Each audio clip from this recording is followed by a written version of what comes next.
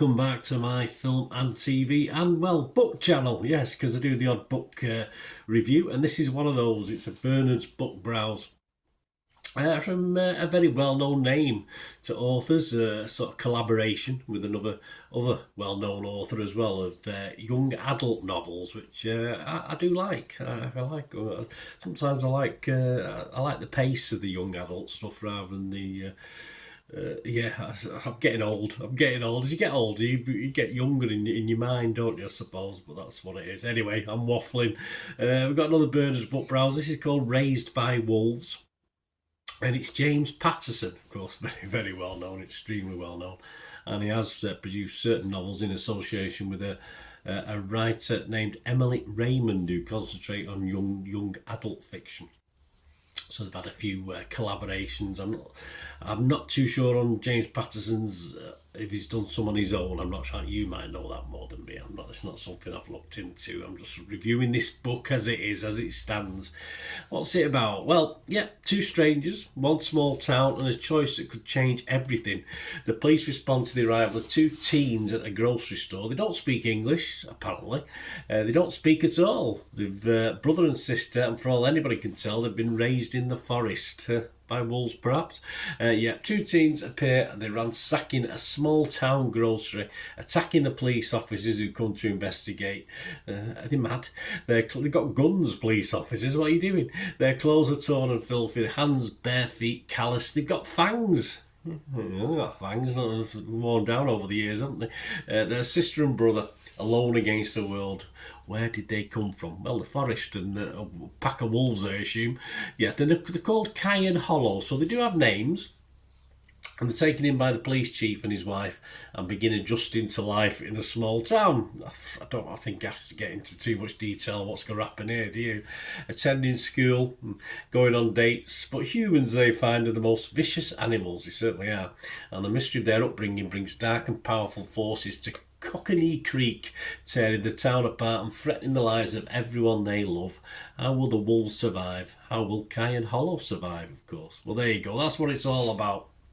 And it does what it says on the tin, really, the story. This is available on audiobook from Penguin, narrated by Lauren Fortkang and Rob Moreira. Do a good job on that one. Only 7 hours, 51 minutes. I have no... As I say, do you think YA novels, they haven't got a sort of attention span longer? I don't know, because I think this certainly could have been longer. Kindle version costs $2.99, and you get the paperback version as well. I think you can get new and used from less than £5, so that's not too bad if you want to have a read of this one. 368 pages, the paperback.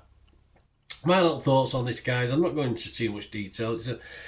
I have enjoyed Patterson's output over the years, mainly adult stuff, of course, but this is, for me, whether it's adult or young adult, is one of his lesser projects. Even if it is aimed at the younger market, it doesn't mean it should fall short on story. For me, it doesn't make any difference. I'm a big fan of YA novels. As I've mentioned, I've read and listened to quite a few over the years and enjoyed them. I do enjoy dipping into that market.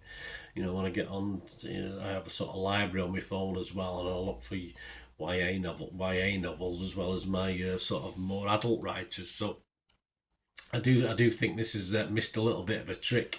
There's very little fresh in it, and despite a theme we can all generally get behind. Go Wolves. It's as though Patterson, not the football team, it's as though Patterson has just rushed this out, and you feel he could have added a bit more depth to the story. Well, Patterson and the young lady, of course, he's worked with.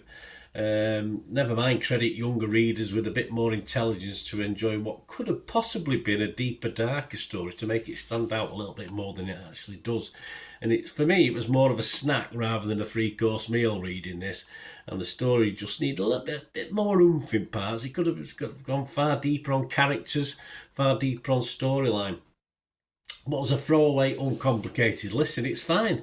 Those who read it may help with your insomnia, whether you're young or old, in fairness, because it does sort of drag on at times. Some people, reading some of the reviews, didn't even get halfway through, got a bit bored with it. But I wouldn't say it was that bad, but not great. I mean, the scores are interesting. Amazon scores, I don't know how much you can put onto this at all. It's averaging 4.4 out of 5, which is fair enough. Not thousands of reviews.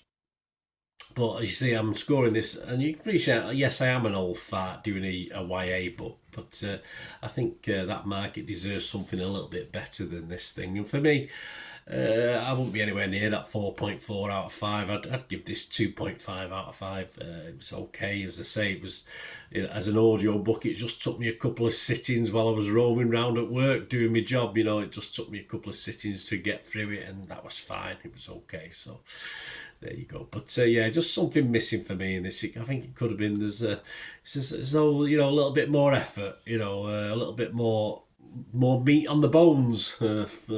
Pardon the pun, wolves, etc. But yeah, it needed a bit more. This. Let me know what you think, guys. Anyway, if you get to read this or listen to this, as I say, it is something you can get done and dusted quite quickly if you're an avid reader or an avid listener. Either way, just let me know what you thought. It'd be great to have your views and opinions. Hope you enjoy this anyway. Please stay tuned if you want ways of sort of supporting the channel. I'm always open for that, and of course ways of contacting me through my various socials.